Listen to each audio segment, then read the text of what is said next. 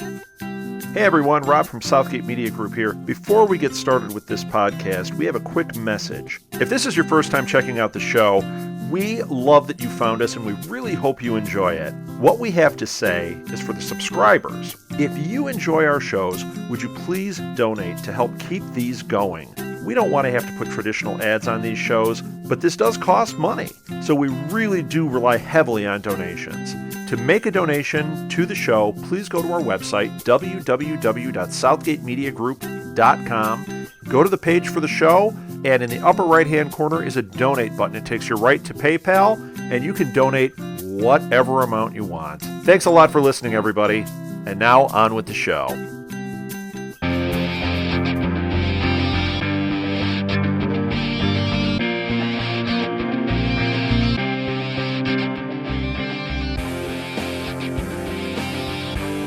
Hello and welcome back to the Newcastle Crew, a Constantine podcast. I am Lilith, and joining me as always is Carolee. Up for discussion today is episode 103, The Devil's Vinyl. I feel better about the series with this entry.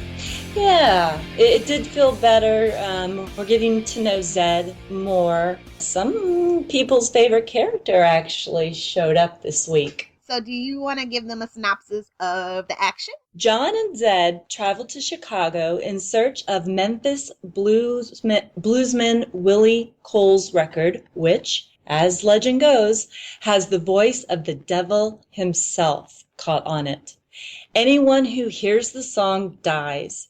John and Zed also learn that Papa Midnight, a voodoo priest, wants the record to free his soul from hell, and that Midnight's men also want to broadcast the song to as many people as possible. All right. So this week we saw Mark Verheiden and David S. Goyer writing with Romeo Tyrone directing. But yeah, so we had a good pedigree on the technical side of things. So I was like, oh yeah, okay. And the story flowed a little better. It was paced a little better. Manny and Chaz are back into the fray. I think that's what was really left the story bare bones last week with just Constantine and Zed. They were there. I wish they would have done more, but I'm sure as the season goes along, we'll see more of Manny and Zed and Chaz. Yeah.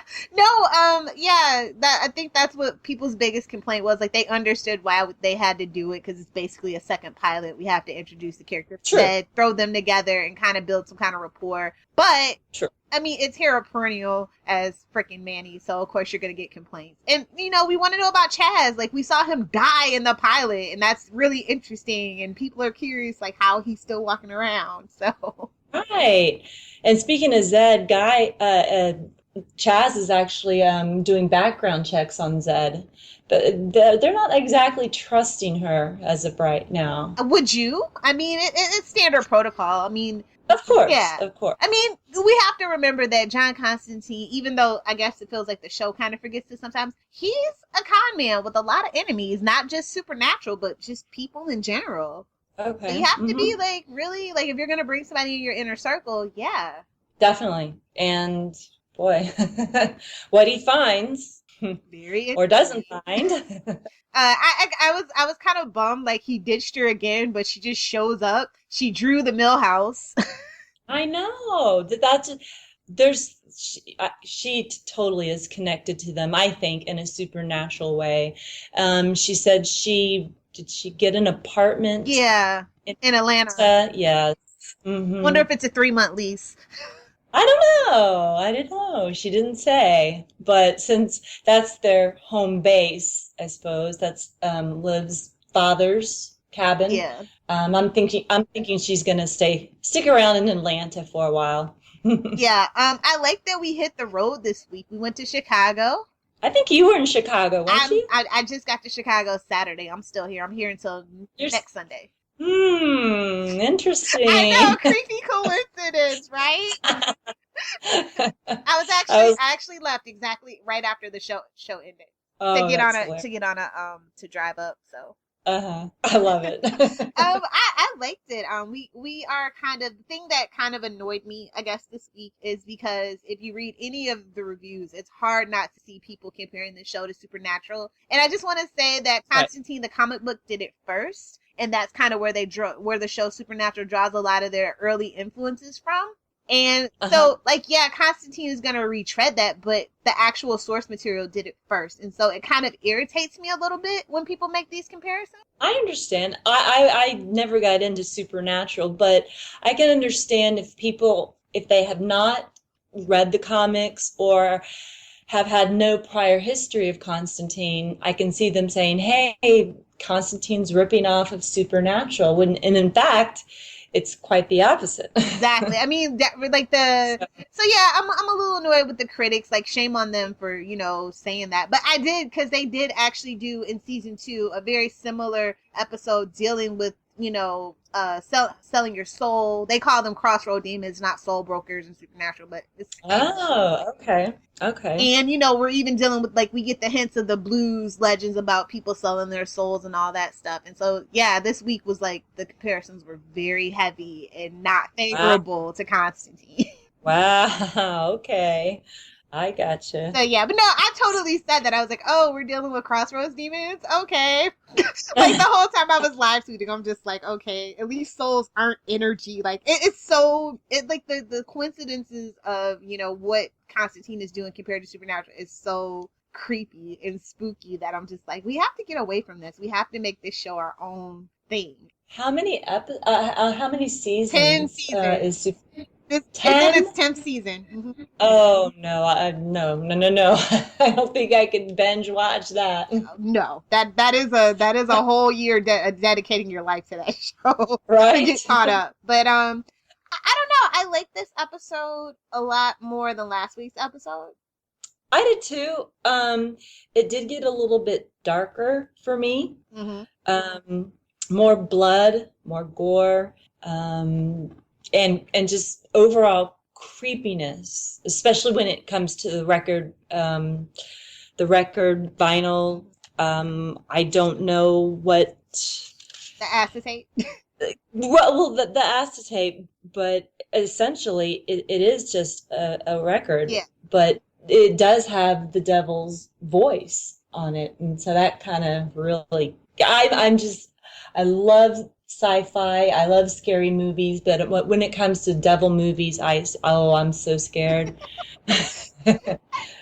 So I think that's what I've been expecting from Constantine. So like, to finally get it, I was like, yes, finally we're getting to what maybe could be Constantine's thing, because Supernatural doesn't have the gore factor. It doesn't even have the creepy factor like it used to in its first 2 seasons. So I really feel like that's where we could shine if they would stop being so timid on this aspect. Yeah. I mean, it's the 10 o'clock slot, so. It's a late slot for you guys. It's at 9 o'clock here in Texas, so they can still do some of that gore. I mean, there was a lot of gore on a number of shows, numerous shows that I've watched that were in the 7 o'clock hour here in Texas. Wow. And I'm like, wow, they're showing this at 7? Really? Okay. They moved a lot of them to 7 o'clock. Wow. So. Yeah. They need more. We need more gore. Oh, so fun fact about the person that we were talking about. It's a 1986 movie called Crossroads. It's kind of like talking about how they wanted to find Robert Johnson's lost songs because it had, the devil's voice on it. And also, if I remember right, doesn't Oh Brother Where Art Thou kind of deal with that too? I don't know if you've seen that movie. If I remember right, it's been a long time. Yes, for me too. I can't remember. I usually, I had to rewatch Constantine, the movie Constantine, because it had been so long since I had seen it. So poor dear. But yeah, so we're retreading a lot of old stuff, but I think they did manage to kind of put a new spin on it with the interjection of Papa Midnight. Right. Mm-hmm. Oh, so what did you think about the character of Papa Midnight and the actor that plays Papa Midnight, who is Michael James Shaw? I loved him. I was not expecting him as soon as we got him, I really didn't.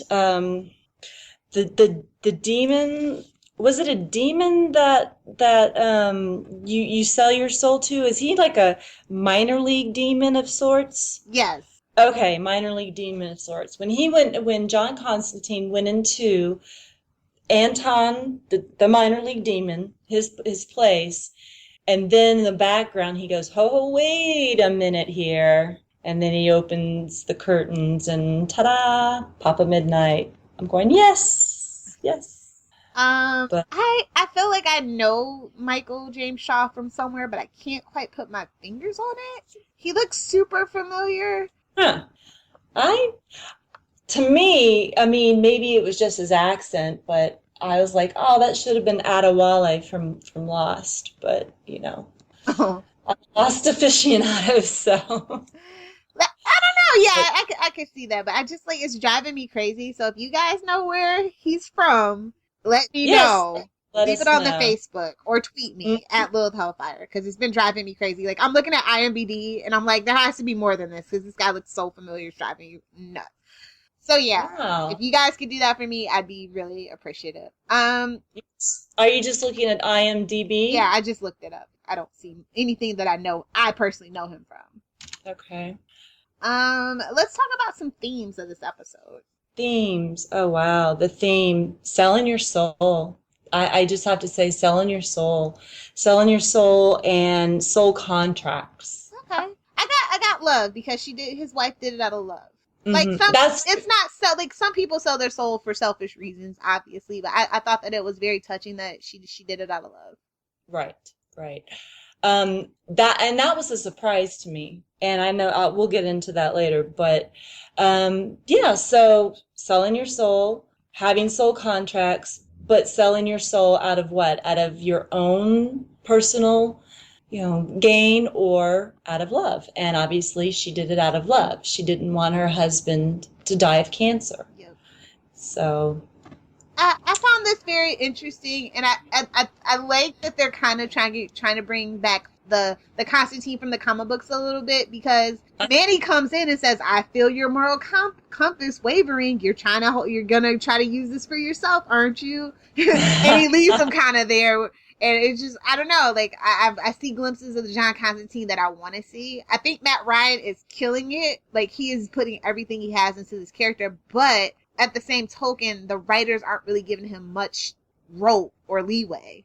See, because it's very, I don't know, Constantine was a proficient con man, and in this episode, when he's using the card, I mean, Constantine is a charmer. He, like, in the comic books, he's a charmer, and he wouldn't have needed to resort to such a base magic trick, and that kind of rubbed me the wrong way.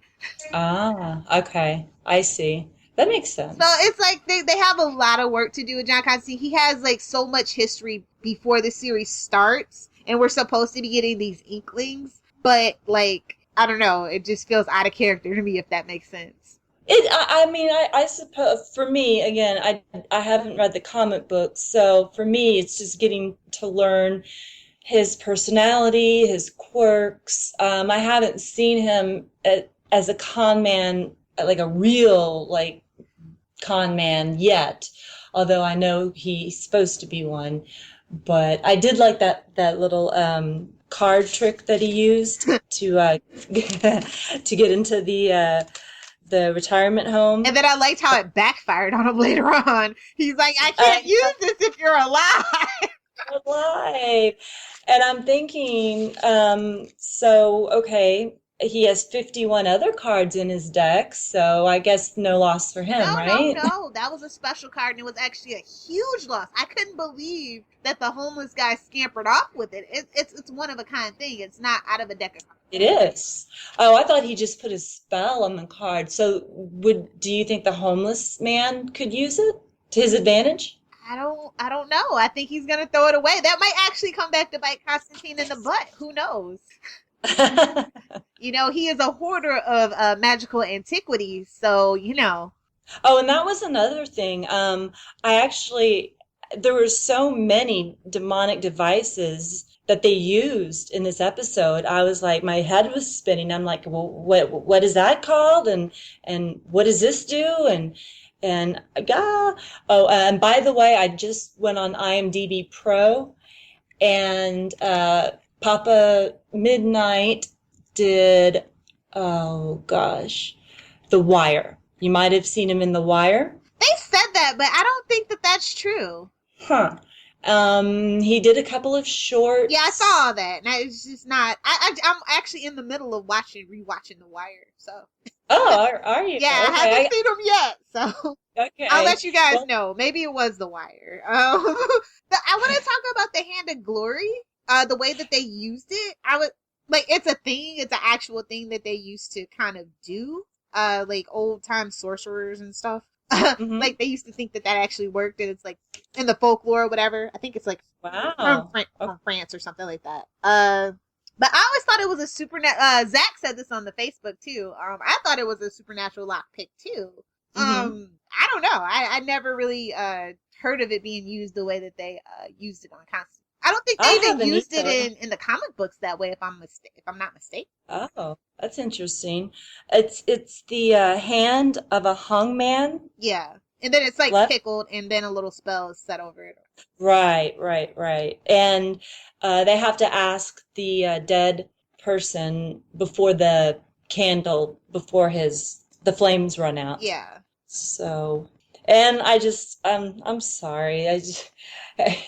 He did tell Zed to pour the blood around his friend's body, but maybe she missed a place. But when all the other bodies started like doing a jig in their body bags, I just couldn't stop laughing. I know, it was supposed to be creepy and scary, and I'm just chuckling to myself like, really? This is crazy. It was like, it was an oops, my bad.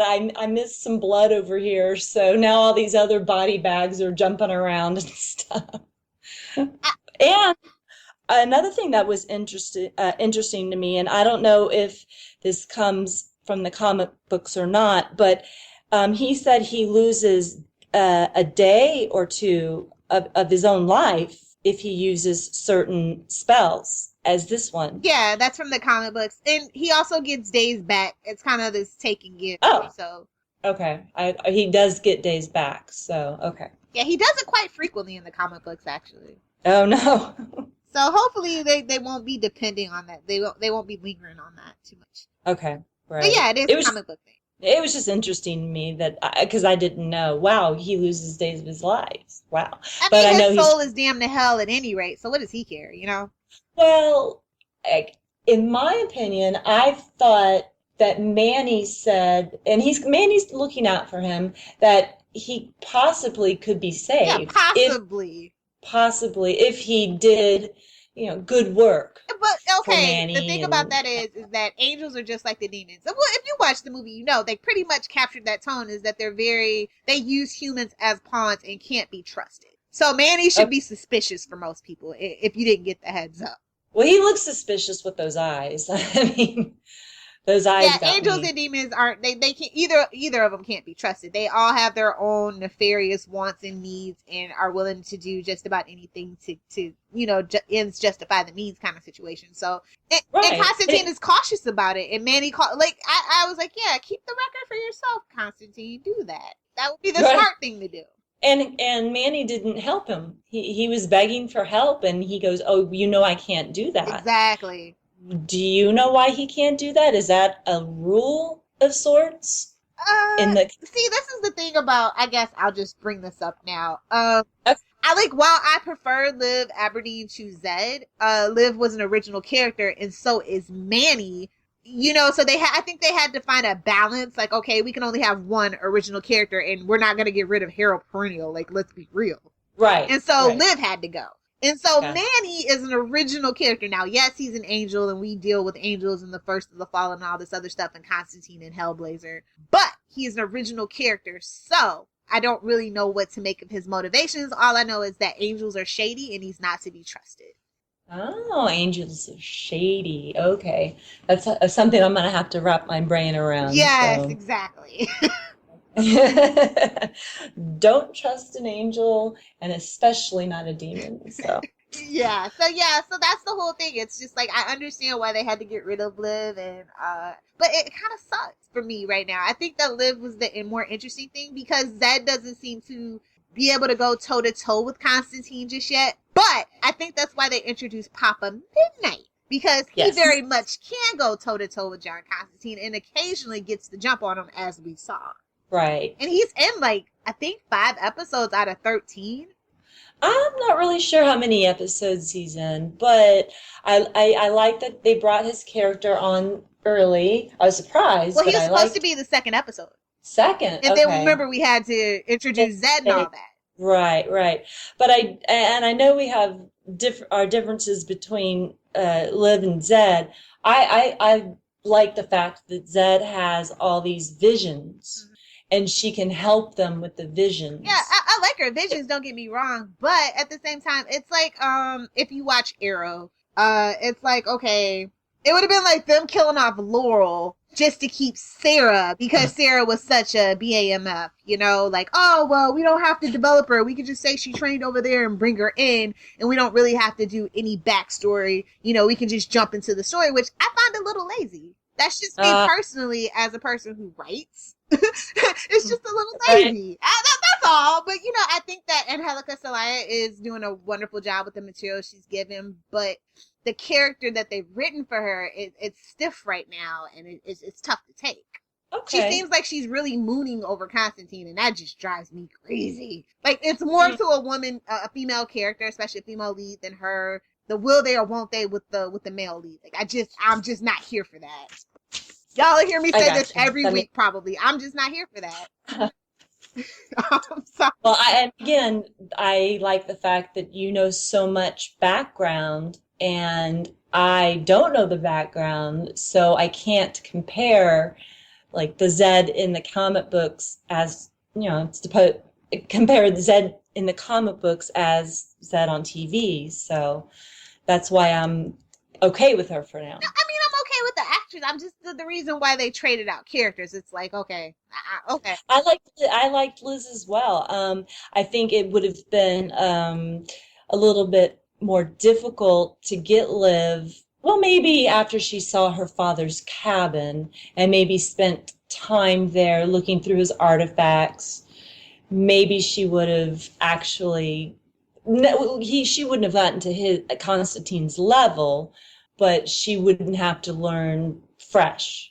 Yeah, maybe. I don't know. Like, it's gonna take me a couple more episodes probably to really like get into the character. She just seems like an annoying kid sister. Do you know what I mean?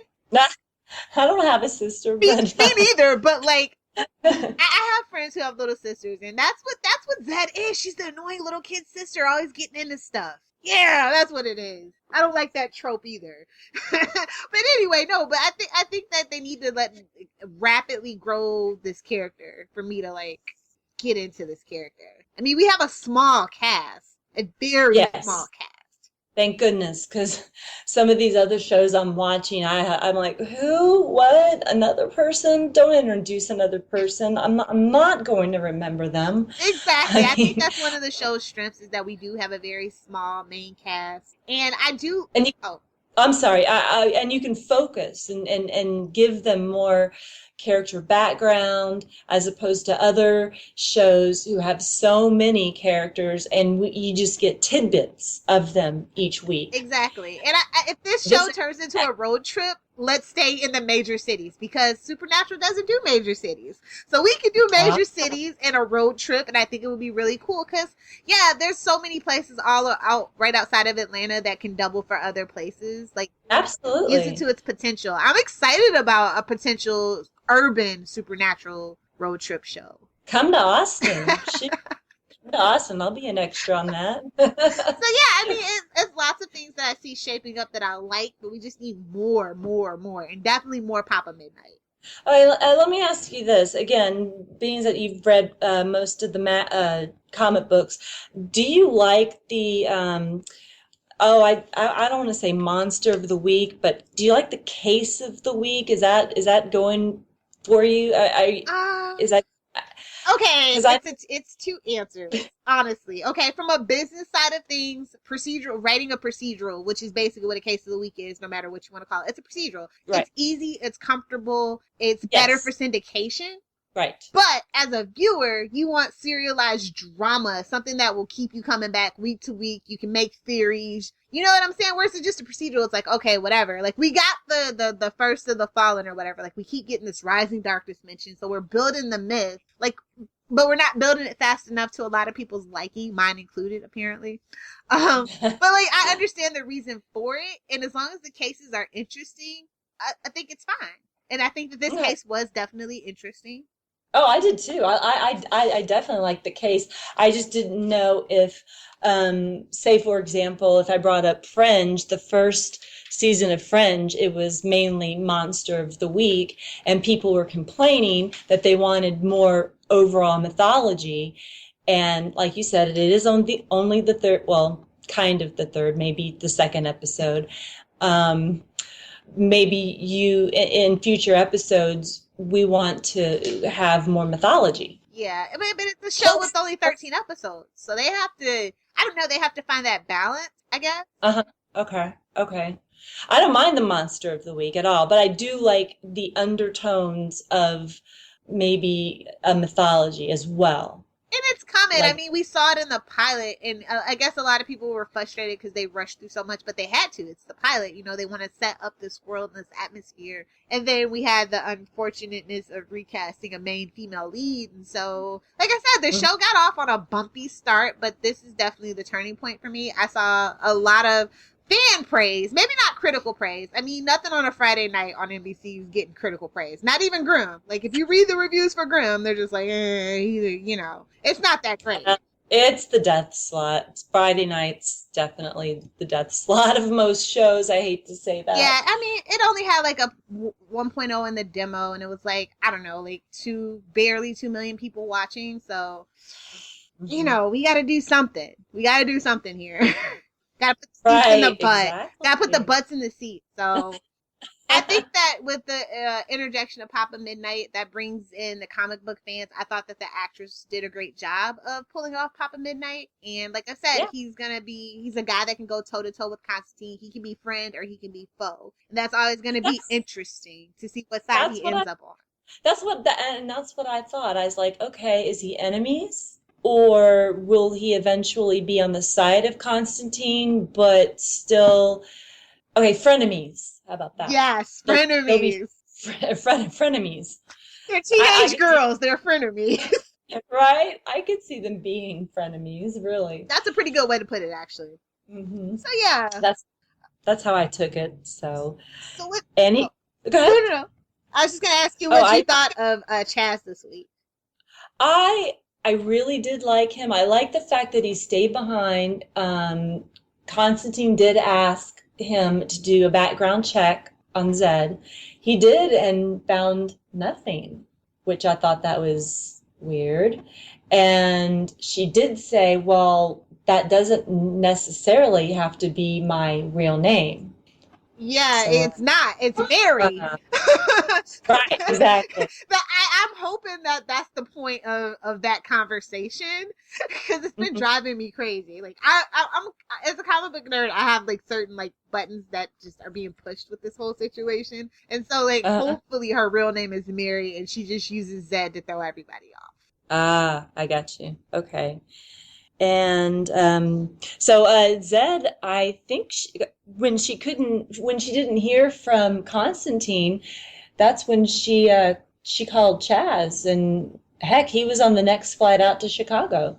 Yep, definitely a good guy you want in your back pocket. I like the guy that plays Chaz, Charles Haverford. Okay. He's cool, and like I want to see more of him, and I want to see more of Chaz. Like, we only have 13 episodes, and like I said, I think for me he's the person that's the most interesting because we know the least about him. Right. So it's mystery. And that's what I was gonna say. We do know the least about him. But didn't she say he was older in the comic books? It's hard to tell how old everybody is in this particular incarnation, honestly. Like, I don't know how old Zed's supposed to be. I don't know how old Constantine's supposed to be. So I don't know. Okay, so you're okay with him as Oh Chaz. yeah, I You're like it. I like his presence. I like the just very deadpan nature that he gives the character. I'm a sucker for the straight man that builds up the punchline. I just am. And I do like the fact that Constantine, I don't know if I'm right here, but Constantine seems to kind of blow off Zed, obviously, because he doesn't quite trust her yet. Uh-huh. But Chaz actually gives her a chance. I mean, he's actually, in fact, I liked, this was cute to me. I liked when Constantine was doing he's learning a new spell, and he's all covered in blood, and he's listening to punk music. And I'm sorry, I'm not into punk, so I have no idea. It was Ramones, Sex I'll get to Pistols. it in the Easter eggs. Okay. Well, I just like the fact that let me give you the tour, and she goes, wow, it seems so much bigger. Um, he goes, well, I've been measuring the walls, and they do fluctuate, and then they came to the door that are totally reminded me of Alice in Wonderland. Totally. Yeah, And he just then says it. The rabbit hole. the rabbit hole, exactly. Or it could be Chekhov's gun. We might see it again. We might. Yeah, never. I want to. I really do want to see it again. I really do. I want to know what's in there. None of your beeswax, lady. I like he says how some doors even I'm not ready for. So Yeah. yeah. I don't know. I think that I would prefer to see them as a threesome. I want to see Chaz out in the field being proactive and not reactive. I can see that. Yeah, absolutely. That would be. Yeah, they need to utilize them more. Yeah. They do. Mm-hmm. Constant. Because it seems like he does. I mean, he's very helpful. He has his resources. When Zed calls, he like I said, he got on that overnight flight. He wanted to help her out with Constantine. He just seems like a guy that you can totally trust. And right now, we need a little bit of trust. I think it's interesting that, it seems like Constantine is able to get on the bad side of people very quickly. And that it seems as though he and Chaz have known each other for a very long time and have a very functioning relationship. And I just want to know more because Constantine is a very polarizing kind of person. So, what does that say about you if you're constantly around this guy? I know, right? You're going, she might be going, well, I don't know, Constantine's a little shady. Are you a little shady? Y'all have been friends for quite some time. But I think she does trust him. And so maybe that can get Constantine to start trusting her a little bit more. I don't know. I don't know what to make of their relationship because I don't know where the writers are taking this relationship, So I'm just on edge every week because it seems like she just wants to jump his bones the way she looks at him. Ah! Like every time she looks at him, it's like she's undressing him mentally. And now, honestly, if I was working with Matt Ryan, yeah, I'd be doing that all day. But not when the camera's rolling.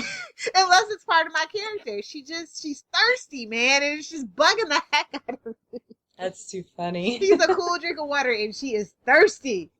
She's thirsty, girl. I just don't know if that's like actually a part of it, or if she's just checking Matt Ryan out. It's just driving me crazy. But I do like her kind of, I don't know, her willingness to jump into it. Like none of this is like a surprise to her. Like Constantine brings it up to her when they're in the car. You don't seem surprised that old Scratch is digging for souls. But you did say that they knew each other in a past life. Well, that's even what they're doing in the show, though. Okay. Like I have no idea what's going on. Like I don't know if she's just a con woman, if she's sent by the first of the fallen, or like I have all kinds of crazy theories about Zed because like the character's all over the place. If it's intentional, it's brilliant. If it's not, tighten it up. Right. But I think it might be a part of the writer's plan. What's that? I think it might be, but I'm not sure. Yeah, I trust Chaz. I actually kind of trust Zed. It did kind of throw me at the very end when she holds this necklace, a cross necklace, and I'm not exactly sure where this is going to go and what it means to the show. Yeah, I have no idea about that either. Okay. So that was kind of that was strange. That I was think that might be setting up for next week's episode. right. A mystery of Zed. We'll get a mystery, maybe even a little bit of background of Zed. Would you like that? Yeah, of course. Yeah. 'Cause I'm That would be nosy. good. I don't like surprises. I don't. That's the one bad thing about me. I'm nosy. I like to know everything. I'm a spoiler junkie and all that stuff. So. Are you? Yeah, there hasn't been too much said about Zed, so it's like either they're keeping it hush hush under the wraps, or there's not much more to this character. So that means she's pretty straightforward. So, There has to be more. I think there's more. yeah. Definitely more. Constantine, how'd you feel about Constantine this week? Constantine, again, he was reluctant. He wanted to go off by himself. He's a loner, like you said, but Zed's like, no, I'm coming with you. Okay. So I kind of like the fact that he's warming up to her just a little bit. He still has his walls up, but he's warming up to her. And wow, what Papa Midnight did to him on the chains when he sliced his arm open. That was crazy. Oh man, yeah. And that rat that was on top of him, he goes, shoo, well, take a nibble if you'd like. I just wanted the song Ben to start playing. Oh, You know the movie about the rat? no, I don't remember that. I don't know. Remember that? Michael Jackson sings the song. Oh my God, you have to Google that when we're done with that. But I just wanted that song to come on. So funny. Okay, that would have been hilarious. And I love Michael Jackson. My gosh, I was a fan since I was 14 years old. So yeah, it's from the movie Willard, if I remember right. Willard. I've heard of the movie. Yeah. I have. But yeah, this episode, it was like we start off, we see the guy with the head, well, like we see the wife find the record, and she's getting it authenticated, and it's just like, dude, it's just literally one twist after another, after another, after another. And when she says, "Don't listen," Of course she's gonna listen. Duh. That's a surefire. Tell somebody not to do something. That's the first thing they're gonna do when you're not looking. Yeah, and I was like, really? She tells you not to listen. I mean, you're putting on gloves because it's so cold. She's actually saying you might, it's old, so you don't want to mess up any of the authenticity of it, but it's actually cold. And when he started playing it and did the spectrum test, right? Yes. I heard the music because obviously it starts out as a jazz or blues song, but then the devil shows up, well, I would say halfway, maybe. Yeah, I love that they showed us the origin story of this record, like in all its gory, gritty details. That was really good. I liked that as well. I really did.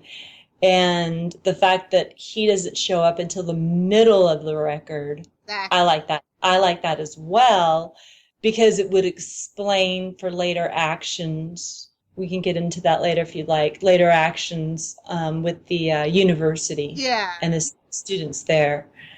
So yeah, she goes to the recording studio. Don't listen. He says, hear no evil, which I thought that was cute. But he listened to it anyways and dies. Yeah, and so, like, we get all this, and we see Constantine and Zed tracking stuff down, and we see the wife trying to keep this record, and so finally, like they meet up, and they figure it out, and, like, the poor husband doesn't know what the heck's going on. She comes out with a gun, and I'm like, what? One thing I have to say, if he's really as big as a singer as he is, there'd be more security, right? Hello, Zed, Constantine, and then Papa Midnight's, both of his thugs got just like walked through the front door. I mean, what kind of mansion is that? I mean, there were so many tweets about that. It was hilarious. It was so funny. I'm like, yeah, really? No security guards, no alarms, nothing. TV convenience. It was funny. It was so funny. I'm like, oh gosh, okay, I'll go with it. I don't know. I just thought that this was a clever way to weave the story. Like it kept me guessing the whole time through. Right. Mm-hmm. And like it felt a little slow, but it was like a good slow burn. You know what I'm saying? It was. Right. So we got to Papa Midnight. That's when I was like, oh yeah. I knew you were going to be excited. I definitely. Yeah, I kept waiting. I'm I like, when's he did. gonna show up? When's he gonna show up? And then he finally showed up. I was like, oh, such a good twist. He's just like waiting and he's watching that weird religious thing. And then, yeah, that was weird. But he had Anton Mm-hmm. as his soul Broker. I don't know, soul broker. Funny thing is, when I talked about the tunnel earlier, and I said Chekhov's gun, we'll probably see it later, and I hope we do because it was a really cool tunnel. His first name is Anton, and I'm like, wait a minute, the soul broker's name is Anton as well. I'm like, Easter egg, maybe? I don't know. I thought so too. Yeah. But like their relationship's a little like I don't think they would have been so cavalier about it. Yeah, that's true. So maybe it was just a namesake and then that's about it, you know what I mean? Yeah.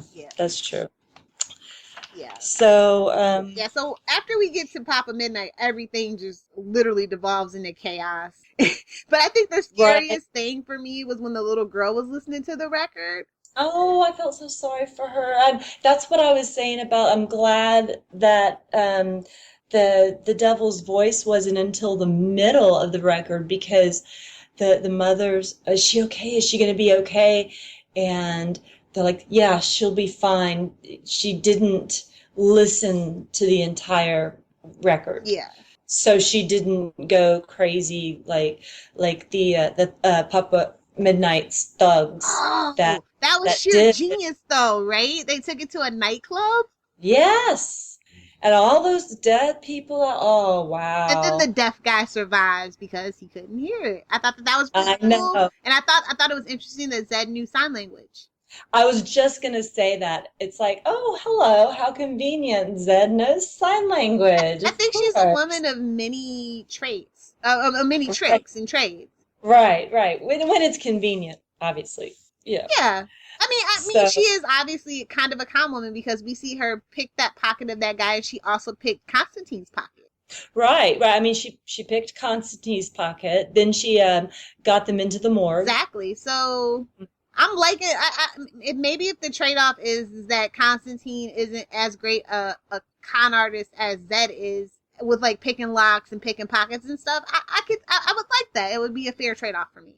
Maybe he's more into the long con as opposed to just picking pockets and what Zed does. Yeah, but he was in the comic books. He's proficient with it. So, but that's what I'm saying about the trade-off. If that's the trade-off, that they're going to give Zed that stuff and let him be more of the the petty dabbler in dark magic, that's fine with me. I like it would give Zed something to do. You know what I mean? That sounds great to me. No, that sounds like a very good trade-off. If she's going to be the one to pick the pockets and do the small but necessary dirty work, sounds good to me. Exactly. So like, yeah, literally after like Papa Midnight's men get it, I mean, this episode just goes like it just flies through everything. Yeah, they're just obsessed with it. Everybody's got to hear this. Everybody's got to hear this. And that's when it ties into the tiger that Zed sees while she's signing with the deaf guy. She sees a white tiger, and that's why I like Chaz. He goes, I see a tiger too, and I'm like, what? He's having visions? No, he sees a flyer, and the flyer is Tiger Radio. I don't remember the name of the college, but they know that they're going to be there next. Yeah, I like the thing I like about Zed's visions is that it isn't literal. Like, she smells jasmine, and the woman's name is Jasmine. She sees a tiger, and that's the name of the radio station. So it's fun seeing what she sees and then how it applies in the real world. I like that a lot. I think it's smart and clever. I like it. Not a literal vision. It's a vision where you have to kind of think about, okay, Jasmine. Are we looking at a place, a person? Okay, she sees a tiger, same thing. Is it a place? And it happened to be a radio station at a college. And as they were zooming there in their car, you can hear the gunshots. So you can hear Papa Midnight's thugs actually shooting their guns, getting into where they broadcast this radio station, and they're about to play the record. I don't think they had yet, but they were about to play the record. Yeah, just in time, by the skin of their teeth, do they save the day. Exactly. And that's when you're going to like it too, because my husband likes punk. That's when Constantine puts in his earbuds and listens to the Sex Pistols. Yeah. I'll get that. I guess I can talk about it right now. Okay.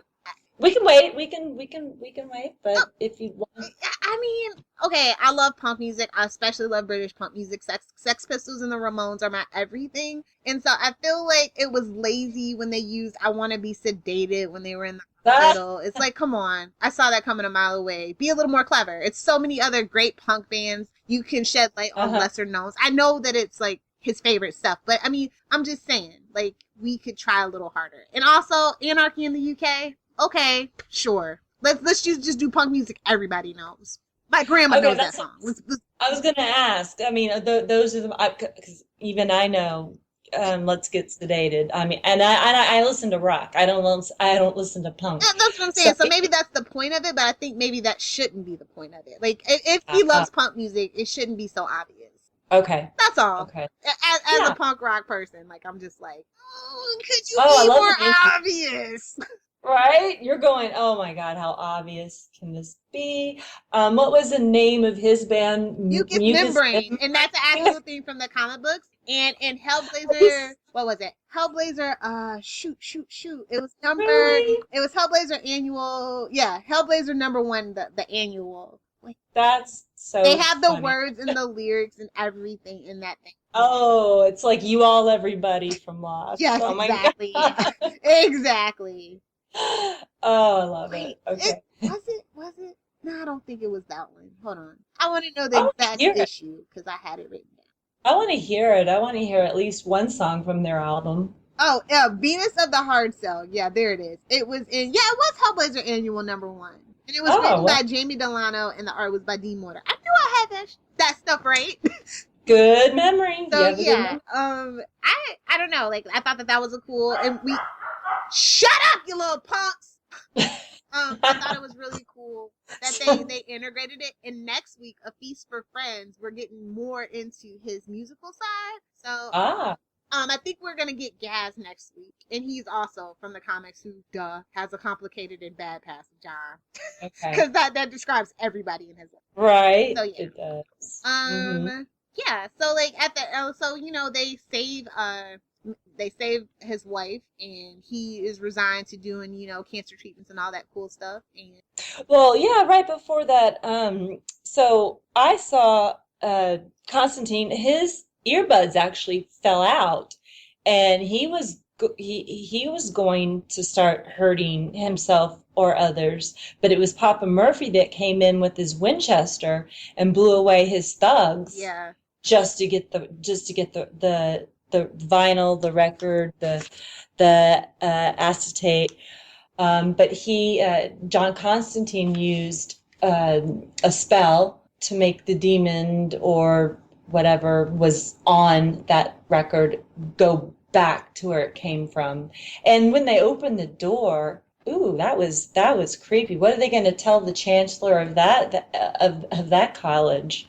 Excuse me, we kind of messed up your broadcasting communications building over here. No, that's when you just leave and hope the cops don't show up.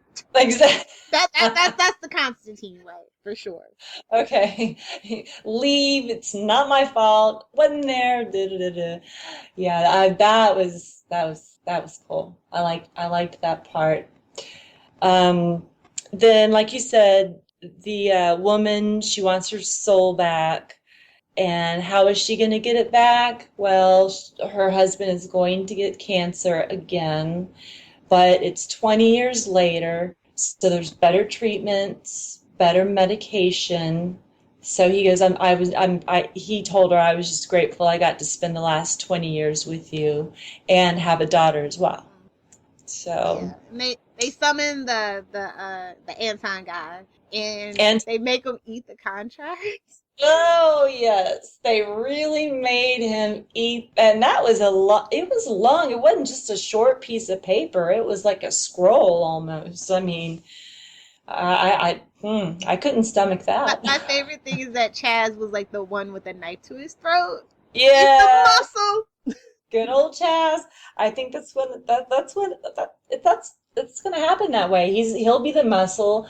Constantine will be the brains, and oh, Zed, what are we gonna do with you? That's there for the audience, for us to kind of imprint, and like, she's new to this world, we're new to this world. Constantine explains things to her. You know what I mean? She's the voice for the audience. Exactly.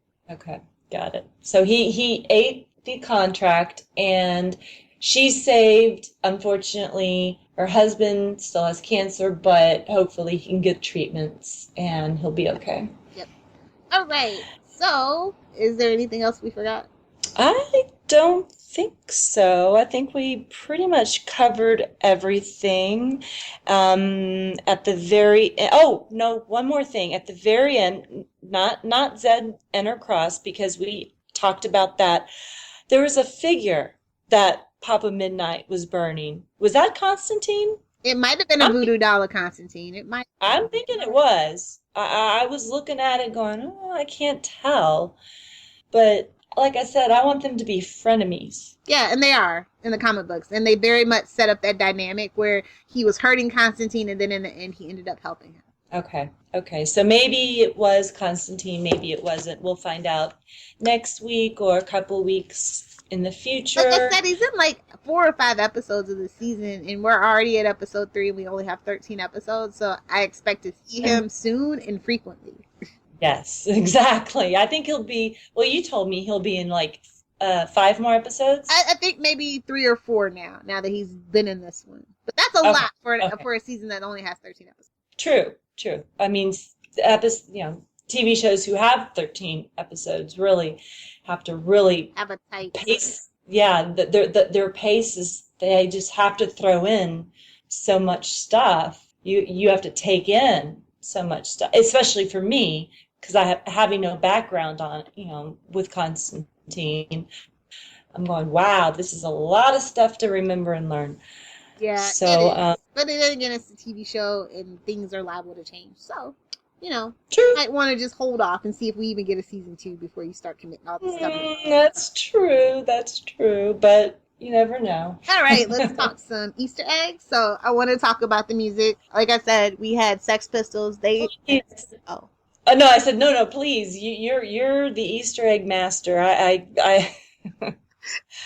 I did not find any Easter eggs. I mean, I like rock, not punk. So. Okay. So yeah, Anarchy in the UK by the Sex Pistols. I Want to Be Sedated by the Ramones, and then Reaper Man by Martin Yarbrough. That's when Bernie listens to the vinyl. Ah. Yeah. Okay. So that's the name on that's the name of the actual record that they were playing. Okay. What else? What else can we talk about? I kind of already talked about the Hand of Glory, but there is a very specific thing that kind of might sort of have a tie-in. In Grant Morrison's The Invisibles, there's this the Hand of Glory. Right. But it's a part of Vertigo, so I don't know. I doubt that we're actually talking about that same thing, but I thought that it was pretty cool. A part of Vertigo? Yeah, the comic book. Oh. Yeah, it's a business reason why they probably can't use it, so I don't want to mention it, but it kind of sort of seemed like it. It opens up gates to the other world. That's what I am familiar with the Hand of Glory. That's what I instantly thought of, not the way that they were using in this particular episode. So yeah. I got it. Okay. Grade? What do you? Oh no, there was more, but oh, go ahead. We already talked about his band. I'm talking about Papa Midnight. The Ace of the gun that Papa Murphy uses is called the Ace of Winchesters. That debuted in issue number 72 of Hellblazer. Uh-huh. The gun has the power to annihilate demons. It's kind of almost like the cult over on Supernatural that they tried to kill the devil with. Oh. And guess what? The protagonist of Supernatural's last names are Winchester. Oh, good grief. Just throwing it out there. All right. Oh, Great. wow. What did you give this as a grade? I think I'm slowly but surely raising my grade, maybe to a B this time, because I really like seeing Papa Midnight. I did glance through a couple of graphic novels, so I knew who he was. Of course, I knew who he was from the movie. I'm looking forward to Zed's Past. And the monster of the week wasn't that bad. It actually, like I said, it was creepy for me. So I gave it a B.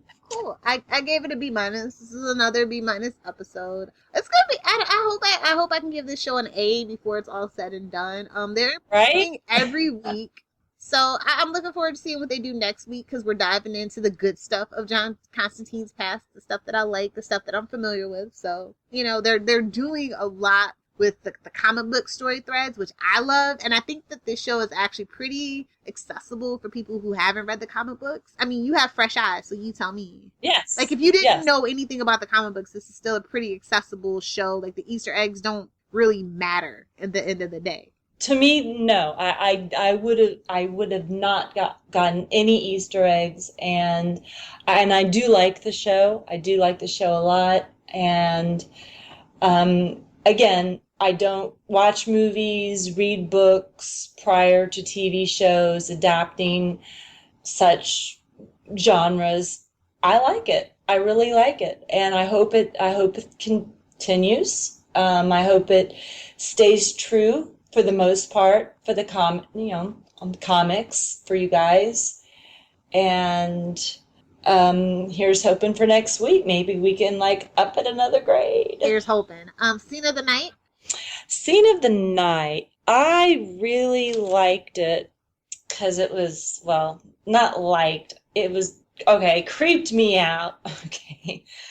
When the devil takes Cole's soul, when in the middle of him singing his jazz music, and everything just splattered blood everywhere. Mm-hmm. I was like, okay, this is getting dark now, really. And that was good for me. I think my favorite scene was the ambulance with the white tiger, where Zed calls, Constantine arrogant because he doesn't realize that the guy is deaf. And, she kind of comes to this deaf kid's rescue, and she knows sign language, and she sees the vision of the tiger. And I like how they're incorporating her visions. They just catch you off guard and just throw you into the moment. And that's just genius storytelling for me. That was good. I like that too. Mm-hmm. Okay. Most memorable moment?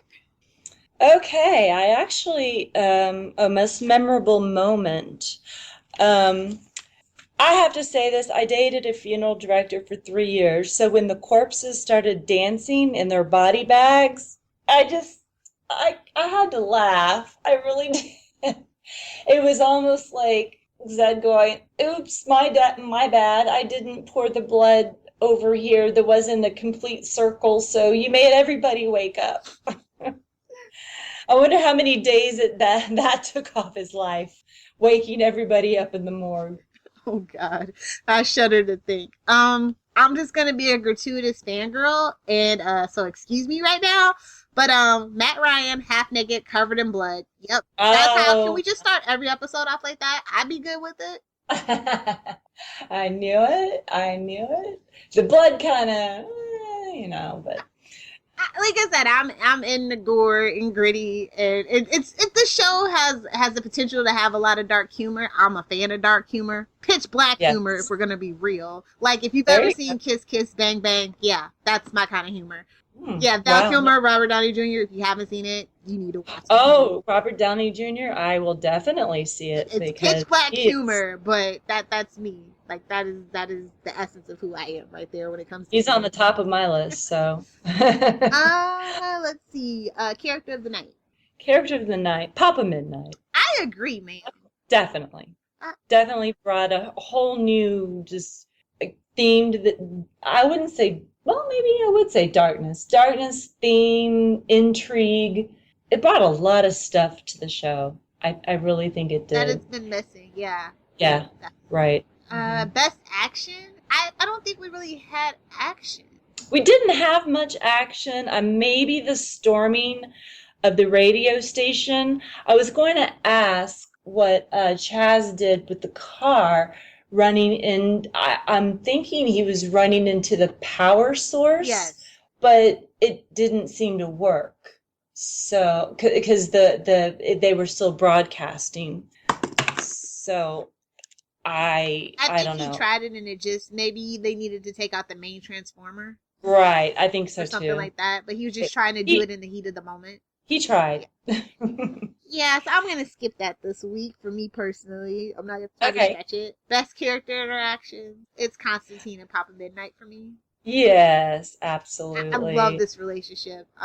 Especially when he injected him with the Harafin and leaving him, just leaving him there and say, okay, I know you're gonna make it. You're gonna make it somehow.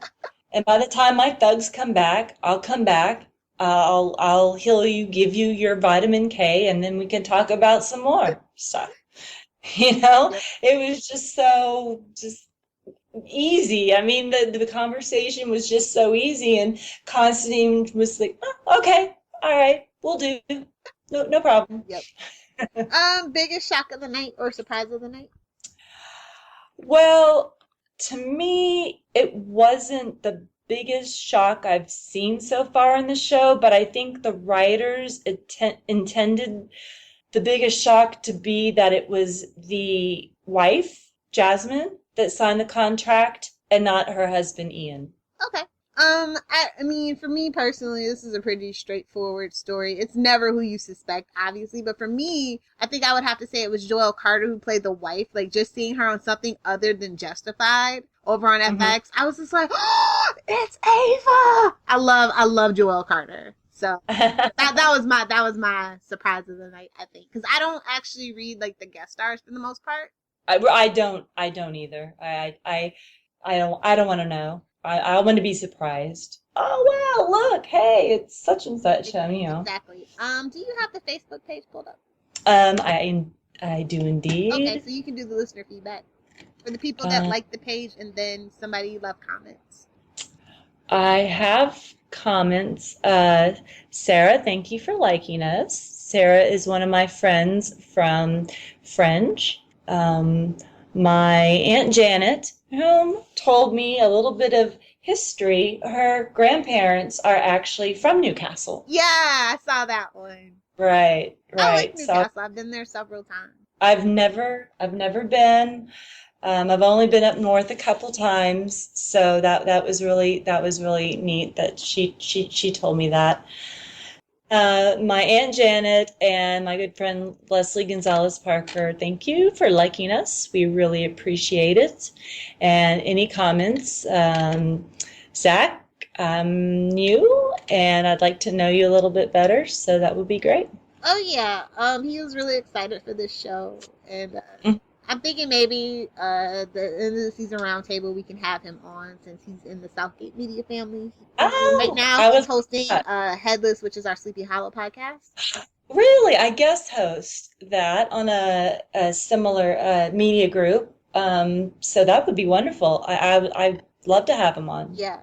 Yeah, and you're friends with him, yeah. So you've known him for quite a while. So yeah, and shout out to the other 20 people who love the Facebook page right now too. We're growing, and I have to remember to do the Twitter account. It's just that I have so many other Twitter accounts that right now Google's not gonna let me make another email, so I can sign up for Twitter. Oh gosh, really? So we're gonna have to do a workaround for that. So hopefully by next week, I promise we'll have a Twitter by next week. Okay. So anyway, that's our listener feedback for right now. So yeah, it's time for our shameless plugs, I guess. Shameless plugs. You can find me on Facebook as carolee.crawford and on Twitter at Boston Redvines. I am at Lilith Hellfire on Twitter, on Pinterest. pretty much Lilith Fairy Hellfire over on Tumblr if you guys are into Tumblr. But if you like Super Wholack, which is Supernatural, Sherlock, and Doctor Who, I have a blog called Super Wholack Junkie. Junkie spelled JUNKIE.tumblr.com, and it's a quote-unquote carefully curated blog dedicated to those 3 shows, and I also cover Hannibal, NBC's Hannibal. So if you like any of those shows and you are looking for gifs or just pretty pictures of the actors with flower crowns, that's the go-to place. Oh, love it. And I would love to encourage for you guys to find us on iTunes and like, rate, and review us. Well, please subscribe, rate, and review us. Exactly. To help us climb up the charts, to help more fans find this podcast. That would be nice. Thank you. And of course, you can like us on Facebook. Just go to Facebook, hit the search bar, type in the Newcastle Crew. The Constantine podcast. Yep. And we'll pop right up for you. Hit the like button. And I'm going to try to start putting up some casting news and synopsises and stuff like that to keep you guys informed about what's going on with the show. Okay. I like the article that you already posted, though.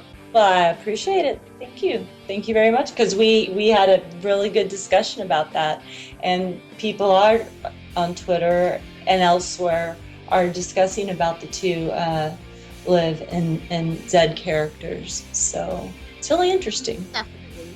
Mm-hmm. So it looks like that's about all we have for this week. We hope you've enjoyed our discussion of episode 103, The Devil's Vinyl. This is Carolee and Lilith signing off. But if you don't listen to next week's podcast, we might actually make you eat a contract and swallow.